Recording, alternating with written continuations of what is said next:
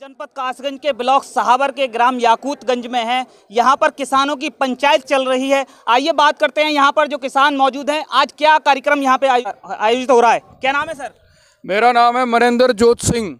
आज क्या कार्यक्रम हो रहा है आज यहाँ पे किसानों के महापंचायत रखी गई, किसानों की पंचायत रखी गई है। हमारे जो किसान भाई हैं वो बहुत सारी ऐसी चीज़ें हैं जो नहीं जानते हैं, कम पढ़े लिखे और ना पढ़े लिखे होने की वजह से।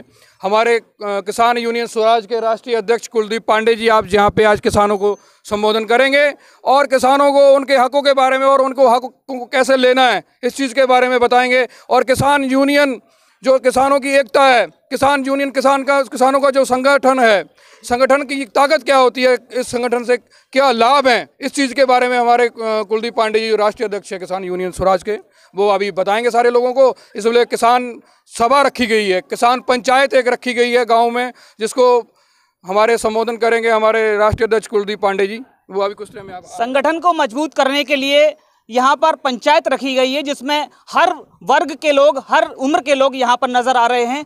हम यहाँ पर और भी जो किसान मौजूद हैं, आइए उनसे बात करते हैं। किसानों का आंदोलन चल रहा है, इसी बीच आप लोग भी संगठित हो रहे हैं। क्या मांगे हैं आपकी? मुख्य मांग यही है कि हम जो भी फसल पैदा करते हैं उसका हमें सही मूल्य नहीं मिल पा रहा है और जिससे किसान परेशान है। किसी को 3-3 साल में गन्ने का पैसा नहीं मिल रहा है, तो बताओ तराई क्षेत्र के रहने वाले उस गन्ने में लागत क्या, कहाँ से लगाएं, गन्ना कैसे तैयार करें? हम अपने चीज़ जो है अनाज बेच के उस गन्ने को पालते हैं, किंतु हमें उसका पैसा नहीं मिल पाता। और जब भी पैसा मांगते हैं तो अभी देखा जाएगा चीनी नहीं बिकी है, सीरा नहीं बिका है।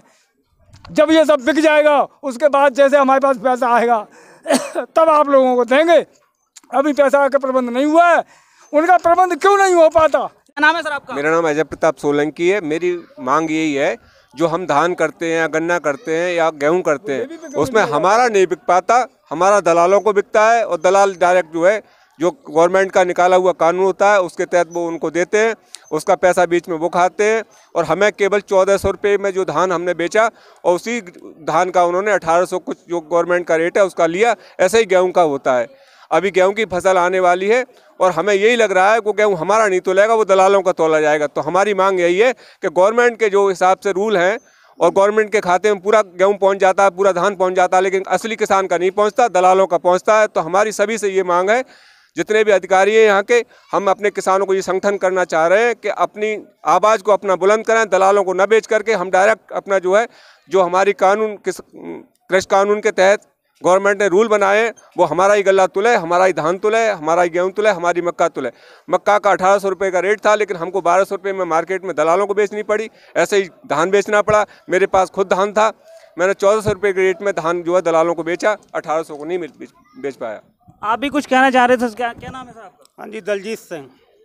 क्या मांगे हैं? किसानों का समर्थन किस तरह से कर रहे हैं? हमारा तो गेहूँ और धान का ही खेती होती है, वो भी दलालों के चक्कर में, ना तो हमें रेट मिलता है।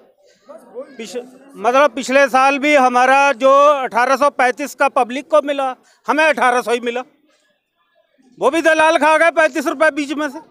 तो सरकार तो ये चाहती है पारदर्शिता लाकर 3 कृषि कानून लाए गए हैं जिससे कि किसानों को सीधा लाभ पहुंचाया जाए। अभी तक तो सरकार ने कुछ दिया ही नहीं है, वो खाली मन की बात ही हुई है। वही चीज हम जानना चाह रहे हैं। क्या मैं आपको बता रहा हूँ कि कानून अगर सही होते तो 300 किसान जो शहीद हो गए हैं वो क्या शहीद हो जाते? क्या वो लोग अपने घर से इतने फालतू थे कि सड़कों पे आके बैठ जाते? अच्छा, आप कानून की सुनिए।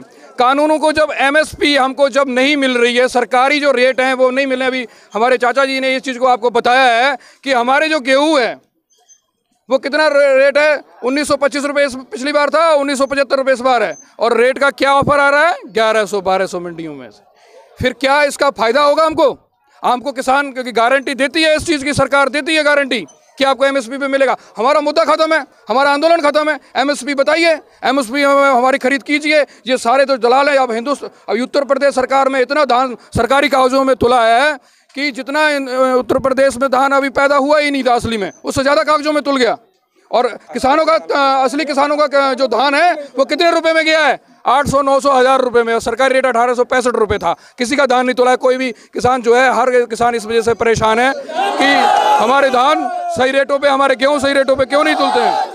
और ये बताइए, किसान नियम बनाया गया है साहब खुला भंडारण, हम किसान हैं, हम तो भंडारण नहीं कर सकते, एक साल हम अपने गेहूं को घर पे नहीं रख सकते, हमको तो बेचना है। ये कारपोरेटर घरानों के लिए है, जो बड़े बड़े बिजनेसमैन, अंबानी जैसे, अडानी जैसे बिजनेसमैन है, जो उनके लिए फ़ायदे के लिए, ये हम किसानों के लिए फ़ायदे के लिए नहीं है। हम लोग एक साल तक, 2 साल तक अपना अनाज भंडारण नहीं कर सकते, वो लोग कर सकते हैं। उन्होंने हज़ारों लाखों मेट्रिक टन के बाघा पाकिस्तान जो बॉर्डर है हिंदुस्तान और पाकिस्तान का, उसमें बनाए हुए हैं। आप मेरे साथ चलिए, मैं दिखा सकता हूँ हज़ारों मेट्रिक टन जो उसमें गेहूँ और अनाज जो है भंडार किया जा सकता है। वो जब वो भंडार कर लेंगे, फिर अपनी मर्जी से उसको बेचेंगे।